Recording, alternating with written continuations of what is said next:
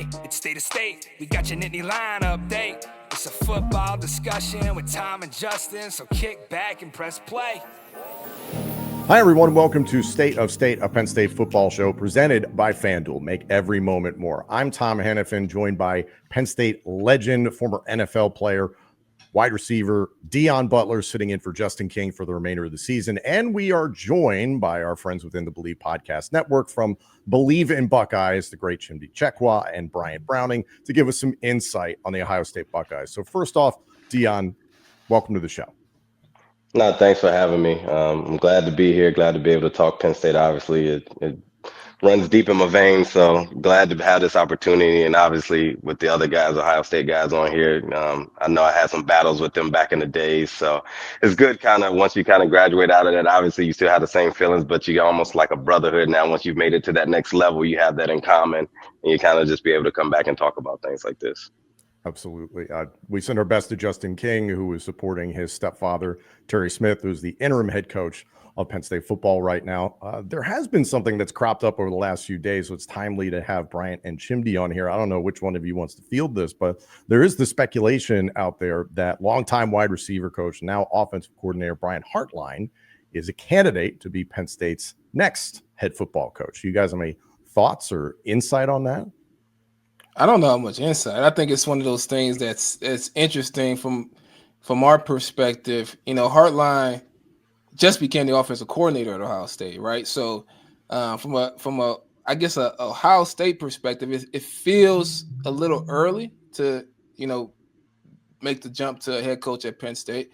But I think from the outside perspective, and really, I mean, he's been getting head coaching interviews jobs for a couple years now. So from that perspective, it seems like he has that opportunity to do so. So, you know, obviously for us, Hartline has been top recruiter, top developer at the receiver position, and Ohio State, obviously a receiver. And if you start looking at what's our best position across the team, receiver probably consistently is at the top. So that would be a huge loss. So, you know, we're actively rooting against it. but at the same time, you start thinking from his position, it feels like a real opportunity for him to probably get to an ultimate goal, whether he wants to go to NFL or whether he wants to one day be a head coach at Ohio State. This would elevate him to that level immediately to be able to do so. Bryant, what do you think? Yeah, I think, like Chip said, we're rooting against it. Hartline, we play with Hartline. He's always been special. He was a special talent wide receiver. You know, he did his thing in the NFL, and obviously on the college level, he's been killing it as well. So it definitely hurt to see him go. So I'm gonna say, like, hopefully it does not happen. You know, hopefully you guys at Penn State go and get someone with maybe a little bit more tenure, someone a little bit more experience of running the whole program or something of that nature. But you know, I think that would be a good hire. Obviously, he has proven his work ethic. He has proven that he could be successful at this level.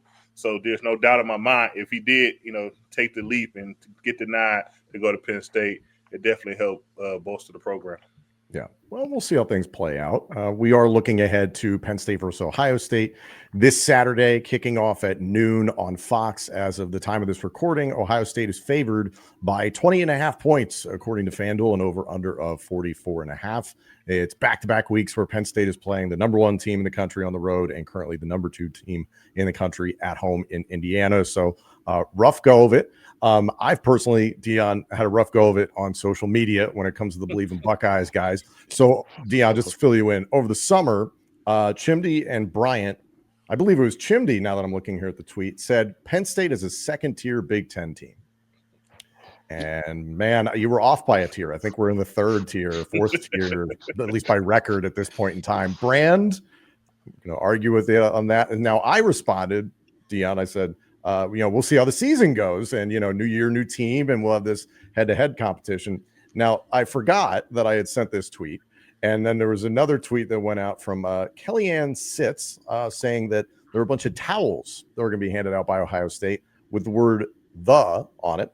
Will be given to 100,000 fans at the season opener against Texas. Now, Deon tweeted, quote, "These towels are part of an effort by the university to help people from Ohio learn the English language. 3 to 4 letter words are super tough for them." So the guys saw all this and hit me back. And then when Penn State went on its losing skid that it's currently on, The Bleav in Buckeyes guys were kind enough to tweet out, "Hey fellas, we're here if y'all need support." Tough one today, especially after the Northwestern game. And then I believe Bryant Browning said, quote, "Penn State has never been that team, and that firing James Franklin will fix things." So Deon, I want to get your thoughts on that, and I'll let Chimdi and Bryant, just crush me. So go ahead. Well, no, I mean, right. I mean, I'm realistic as well, right? I know the outside looking in what it looks like, right? We're always a team that, hey, you beat everybody else but the top dog, right? And the only way, honestly, to fix that is you have to do it, right? So I don't get mad at people for saying that, right? Like, and there's a little bias towards me, right? When I was there, I split with Ohio State. We weren't a team loaded with 5-star talent. Now we had some dogs. But so I think that raises the bar when you talk about this team because there's so many 5-star talents.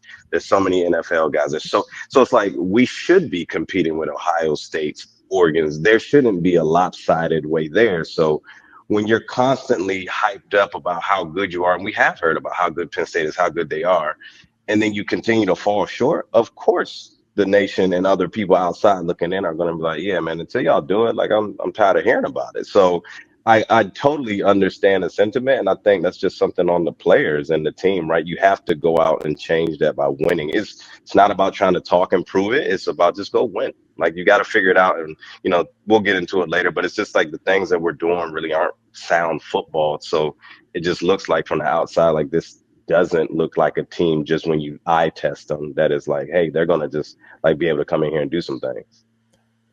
Bryant, I talked a lot of smack, obviously. We're just having fun. Yeah. I don't think Not personal, right.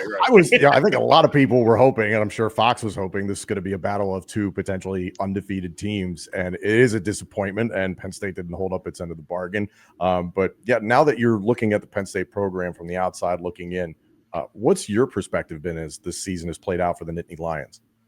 I mean, first of all, this is very surprising. I'm sure you guys understand that as well. Join the right? club, yeah. Right, yeah. Like who, even with Drew going down, who could say think that Penn State would lose 4 in a row, right? It's just you just don't think it would happen, right? So obviously you guys are in a weird spot here, and kind of going this way. Obviously, the Nick against Franklin he didn't win the big game, but he won all the other games, right? He won all of the games that he was supposed to win. It's just they start to judge him on a different level. And I don't know, you could say it's fair. I could argue sometimes it's not fair, right? That I think that sometimes in this NIL world, everyone thinks they should be at the top. But the guy just went to the semifinals in the playoffs last year. So in my opinion, Penn State jumped the gun a little bit. But, that's another, here's there type of situation. But like you said, they had everything kind of laid out for this season. Everyone had very high hopes on exactly what Penn State was going to do, who it was going to be, what type of conversation that they was going to be in. So you lose one, then you get upset, and now everyone's like, throw in the towel and, kind of wipe their hands of the whole program essentially at this point and wanting how to kind of have a shakeup for things. So I just think it's unfortunate. Obviously, it's Penn State. They will land on their feet, whatever decision they decide to do in a coach, or if it's, retaining the guys they have or bringing someone new in. They're going to be competitive next year. I'm not blind to that fact. They'll figure it out. But this season just kind of essentially went to the dumps, and it just essentially unfortunate.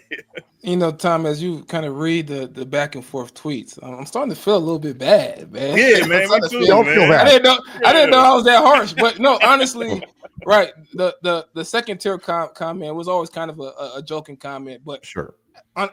But also, I don't really think it's that much of an insult, because and I said this on some pods, you guys probably never heard it, but what a second tier Big Ten team can do is maybe you don't beat Ohio State every other year. Maybe you lose 3 years in a row. But when I lost to Penn State. All right, I have a loss to Penn State, right? So every few years you get the win. You go compete for a Big Ten. Then now with the playoffs, you go on a run and you can compete for a championship, right? Because the playoffs gives you an opportunity to get in the dance and then compete for the championship. My biggest criticism of Penn State wasn't that they were second tier. The biggest criticism was that they never win the big game, right?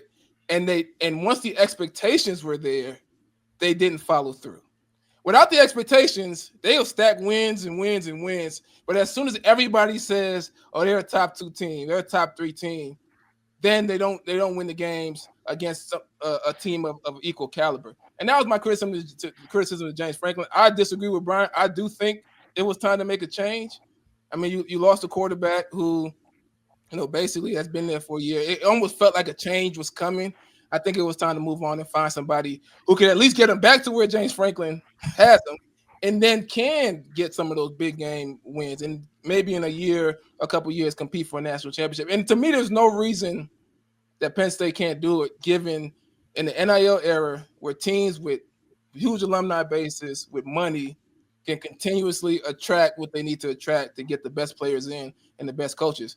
And there's no reason why Oregon can be up there consistently and Penn State can't. It doesn't make sense to me. I'm gonna agree with Chimney here, but I think honestly more with Franklin pulling the trigger on Franklin, I think it was the way we were losing games, right? Like those guys know, right? You can tell kind of when you look and like it looks like this team is lost. There's no identity. It's like once again, like there's assignment football that we're losing contain, we're not doing certain things, we're losing battle, and it's just like. And then obviously that spills into the fan base, right? Because now you're talking about we had a whiteout game where there were boos in like the first quarter or second quarter. Like that's you can't have that, man. And that's from an offensive standpoint. But that's like we've got this whole whiteout that you've talked about half of the year, and like we know it's a great atmosphere. And we have the fans booing and people like so it was like not only was the kind of the team being set, it looked like the team was lost, but then like the fan base is kind of turning. So I think that whole thing was just like this isn't just like a fluke loss here and there. This is like really starting to go downhill in the way it looks. What's the best atmosphere in the Big Ten to play at? I don't know about you, B. For me, it was Penn State.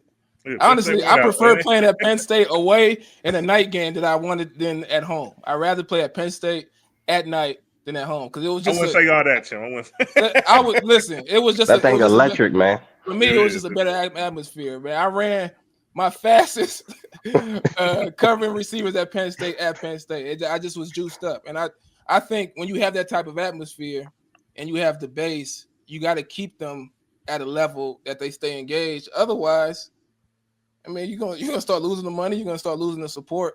So, yeah, that's just my thoughts. Well, we'll see how things go in the next couple of years. Obviously, got to figure out the next head coach, whether that's somebody from within, whether that's somebody from the outside. More than likely will be somebody from the outside. But first things first, let's dive into Penn State versus Ohio State this weekend at the Shoe. This is a tough situation overall, Deon, in that you've got a redshirt freshman quarterback starting his second game of his career. His first was on the road at Iowa, which is a top 10 defense in the country. And he looked like a redshirt freshman. It was run, read, and tuck it and run, deer in headlights. He was aggressive with his decision-making, but it just wasn't enough. You get a bye week, and then his second start is on the road against the best defense in the country, statistically, in Ohio State. Terry Smith said earlier on this week that we have to establish the run against Ohio State. We got to see a lot of Katron Allen as opposed to Nick Singleton in the game against Iowa.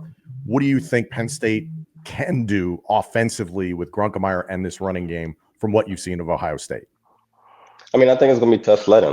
I'm not going to sit here and lie about that, but I do think if there's a guy that I would lean on, it's Katron. Like, Katron shows up for the moment. We talk about the team has kind of struggled. Katron's there.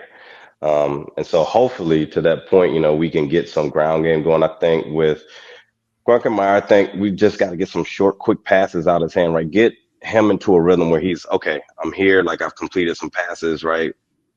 And I say short, like safe passes though, right? Like whether they allow that to happen, I don't know, but that would to me be the game plan, something like that, just to get him in a rhythm. And because to me, right, obviously no one feels like we have a chance to win. So the longer you can stay in the game, which is kind of these situations and games like this, right? The longer you can stay in the game and force that home crowd to kind of start turning on them of like, hey man, why is it only 10-0 or 10-7? And you start to put the pressure back on them. And I mean, you can play loose. It's an unfortunate situation that we have the record we have, but the good part about that, I guess you could say, is we can play loose, right? There's not a 1-1-2 matchup. Like, hey man, we're expected to lose. Play loose. Let's have fun. And like, let's kind of figure out, to me, like stay in the game as long as you can. And then let's try to kind of crack a big play here or there. And I think that's been one of the big problems. We don't do chunk plays, man. Coming from a guy who was a chunk play guy, I hate it. As a fan, I hate it, so I sympathize, man. Chimdi, I'll start with you from a defensive mindset. What is it that makes this Ohio State defense elite? And from what you've seen of this version of Penn State, obviously Drew Allar is gone, and this feels like such a different team than what we knew a month ago. But from what you've seen, what are the challenges Penn State's going to deal with this Buckeye defense? Well, Matt Patricia's done a good job of installing a defense that gives you a lot to look at as an offensive coordinator and as a quarterback. Not knowing how that front is going to be attacking you, that's the first level that you got to get past. And then in the back end with Caleb Downs leading defensive backs, it's just really tough to really ID what the defense is doing and have a plan for it. I think I guess if you want to say what you have going for Penn State is just the newness, right? So, what Matt Patricia has done a really good job of is taking away the strengths of offenses, identifying what they do well. And we have a few packages that will solve for it. And then in game, the adjustments during the game to be able to give them more different looks to solve for what they've been able to solve for during the game. That's been hard for most teams. Texas came in week 1, really struggled with understanding what they were looking at, and then as the game went on, it got even tougher. So that's the hardest part. On Penn State side, I think simple is best, right? You do find something that you could do well, and if it's successful, then you have something going. Slow it down, few possessions in the game, and see if you could have a close game at the end. Bryant, I was glad Chimdi brought up that Texas game because granted, first game of the season, teams are, there's no preseason, so you're kind of getting everything figured out. But still, Texas has played Ohio State the closest of anybody this season. What are some things that Penn State could potentially learn from what Texas did against Ohio State, at least from an offensive standpoint, up against Ohio State's defense? Well, I think your head coach kind of hit on the head. Like, you got to come out, you got to be able to run the ball. If you guys are going to have any type of success against our defense in the game, like Deon said, to kind of keep it close, you want to have control of the ball, time of possession in your guys' favor. Ohio State all season has been essentially running a pretty slow down offense. If you look at the number of plays we run compared to the nation, we're like back in the back end of that because we've been doing the same. We've kind of been in the huddle, getting slow to the line, and kind of controlling the clock that way. So Penn State need to match it, right? They need to match it and try to win and beat that and win that battle and force maybe Ohio State to kind of get out of pocket a little bit and maybe try to get a little bit aggressive, to try to take some shots when it's not there. I think when you look at the Texas game, obviously it was Julian Saint's first start. He's a second-year player. They wanted to protect him, and that was obvious in that game. And I think it's going to be Penn State's job to kind of try to figure out a way to force him to make a mistake. So far, obviously, we've been in control in all of our games. I don't think in no game we really had a threat to lose, but Penn State have to figure out a way early to maybe force him, confuse him, change the looks, do something you haven't showed on film before, try to confuse him and kind of force some type of mistake to kind of get things going in your favor. And maybe that would take our offense, like against Texas, and kind of put it back in that shell where they slow things down themselves, and then you guys could run the ball and try to stay in the game that fashion. I think that's your best opportunity to kind of figure us out. And at the same time, Julian Sayin has matured really nicely this entire season. We were talking about Brian Hartline here. He's done a really nice job protecting a young quarterback who's learning. Deon, when you look at this passing game and this offense in totality for Ohio State, where are some points where you think Penn State defensively could have success? Man, I mean, that's to that point, kind of what he was talking about earlier, is try to make them maybe step out of line a little bit, right? Maybe be a little bit more aggressive and get an interception or something, right? Get a turnover at a place like that where they're not being themselves, where they like to run the ball and kind of control the clock that way. I mean, it's going to be tough once again because, right, they've got two great guys I really know about and the third guy that's really good, but then they use their tight ends a lot, right? So I think if you kind of try to force like an error in there and get them out of pocket where they feel like, hey, we should be winning by more, we should be doing something like this. And also keep the deep ball off the field, right? Like obviously that'll be something that'll get them going early at home, right? If they're able to do something like that, get some chunk plays, make them drive it down the field, make them be slow. And then I think that could possibly lead to the like, hey guys, we got to get a chunk play. We got to get a chunk play and maybe do something like that. But try to keep everything in front of you and just play some good solid defense, which, recently it's been kind of tough for us. And that's where I get into kind of playing that sound football. State of State is a proud supporter of Blue White Outfitters. Blue White Outfitters was created as a retail shop meant to highlight the confidence, competitiveness, and fearlessness of the elite athletes found throughout the history of Penn State University. Check out their Lockdown U and Lawn Boys merchandise today. All sales from Blue White Outfitters directly benefit Penn State student athletes. Also, official State of State merchandise is available now. Support the show and grab State of State t-shirts, hoodies, hats, and more. Visit www.bluewhiteoutfitters.com today. State of State, a Penn State football show, is presented by Delete Me. Delete Me makes it easy, quick, and safe to remove your personal data online at a time when surveillance and data breaches are common enough to make everyone vulnerable. Data brokers make a profit off your data. Your data is a commodity. Anyone on the web can buy your private details. This can lead to identity theft, phishing attempts, and harassment. But now you can protect your privacy with Delete Me. What do data brokers do? Your name, contact info, social security number, home address, even information about your family members could all be compiled by data brokers and sold online. I understand what it means to have an active and online presence, so privacy is extremely important to me. Have you ever been a victim of identity theft, harassment, doxing? If you haven't, you probably know someone who has. Delete Me can help. Take control of your data and keep your private life private by signing up for Delete Me, now at a special discount for our listeners and viewers. Get 20% off your Delete Me plan when you go to joindeleteme.com/pro and use the promo code PRO at checkout. The only way to get 20% off is to go to joindeleteme.com/pro and enter code PRO at checkout. That's joindeleteme.com/pro, code PRO. Delete Me. Your personal data is yours again. This definitely feels like a game where Penn State is going to have some breaks on defense, going to have to find a way to get some turnovers on either defense or special teams. Ironically, Bryant, the best coordinator on Penn State this year has been Justin Lustig, the special teams coordinator.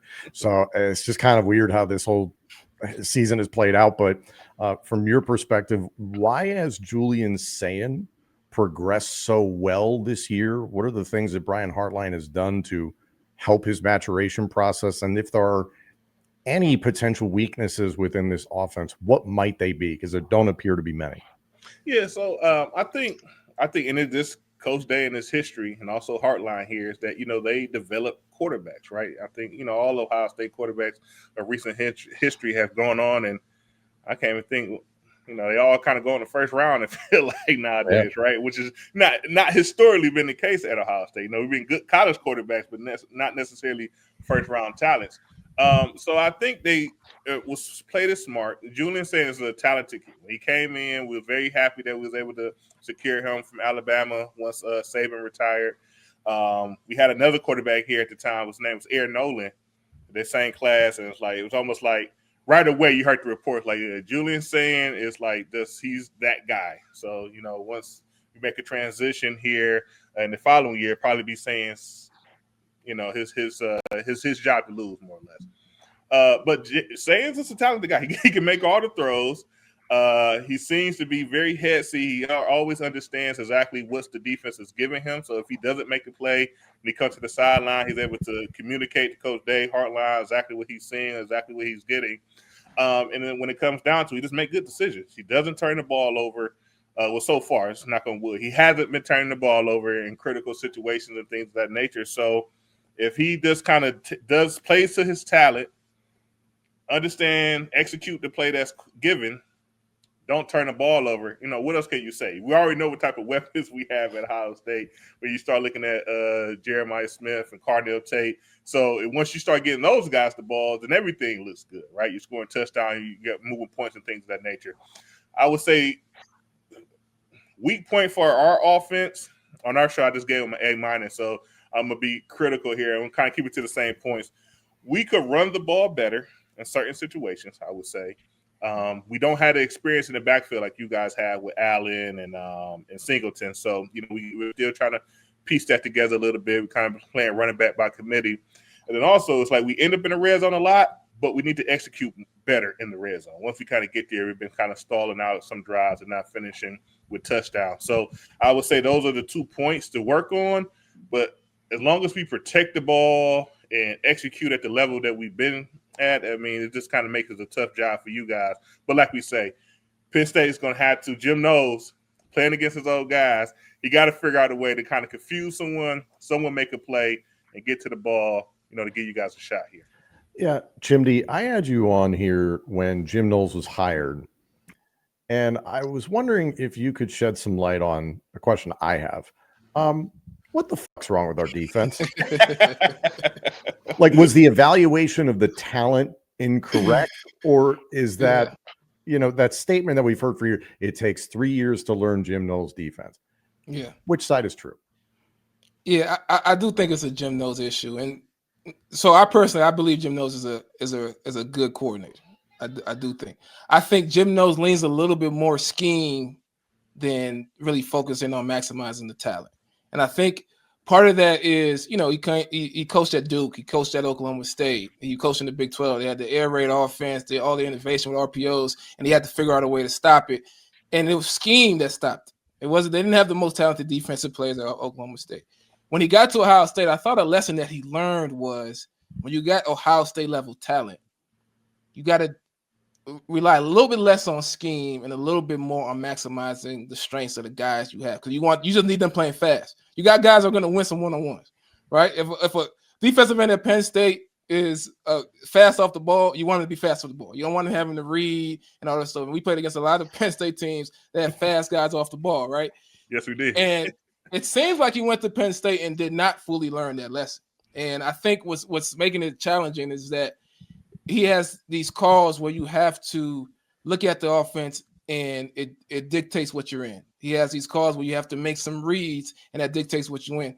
And if you don't really know it, like second nature, I mean, Deon, you play football, right? You're not thinking too much on the field. You have to know it so that you're just reacting. If guys are thinking, then it slows them down. And if it slows them down, a guy that's fast off the ball, he's not going to be fast off the ball anymore. And that's an issue.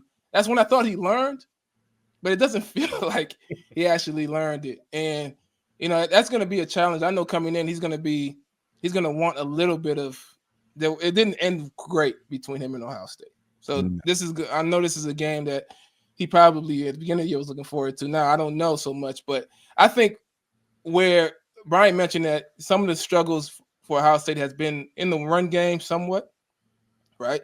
And at the same time, Penn State's defense obviously has to keep the top on the defense and not give up explosives. If they can manage doing both, right, being able to slow down the run and not give up the explosives, then he could potentially create some opportunities to maybe get Julian Sain in a tough position and create a turnover. But he has to simplify it. Man. I don't understand it, but he has to simplify that defense. It just looks like they're thinking too much on the field. Yeah, that seems to be the case.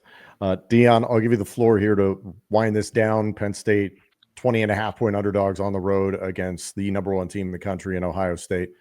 What are your final thoughts?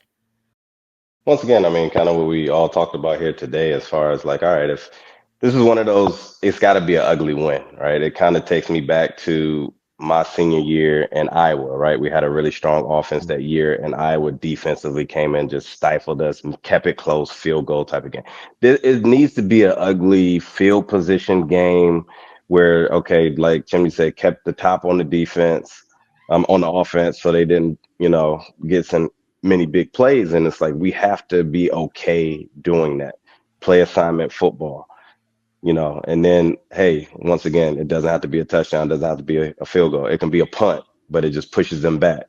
And things like that, where it's like, we have to be okay, I think, with the ugly, low-scoring game. And I think that's our best chance to come out of there with a win and just kind of, like I said, once again, put that pressure back on them, keep it ugly, and then maybe you force that turnover because they're trying to create a play where there's not one.